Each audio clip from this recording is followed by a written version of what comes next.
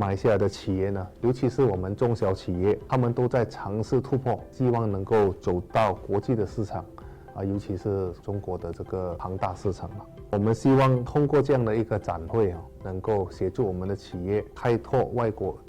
你可以看到年轻的企业呢，愿意去尝试。华人咖啡在马来西亚做得很成功，那他来找我，他说他想要开拓中国的市场。我说这样，你要跟我去进博会，在进博会呢，有可能见到一些潜在的代理买家。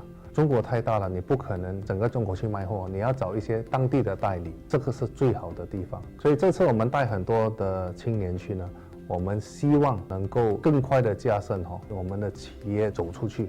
我们中总呢，7届的进博会我们从不缺席。我们中总馆就设在农品跟食品区为主，我们的燕窝、我们的咖啡、我们的榴莲猫山王，这些都是我们的特产。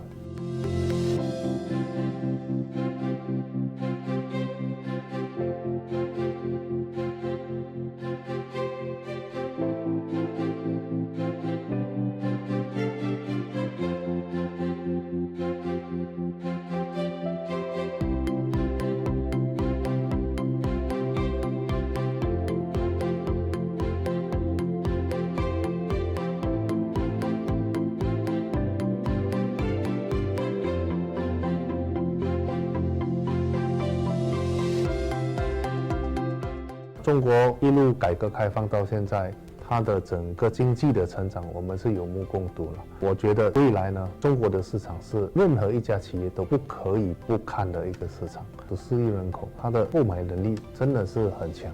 恰逢马中建交50周年，中总呢特别就打造了一个充满马来西亚文化气息，目的呢就是为了要传递马中友好合作的信息，希望呢能够现实互利共赢，共同迈向新的发展的高峰。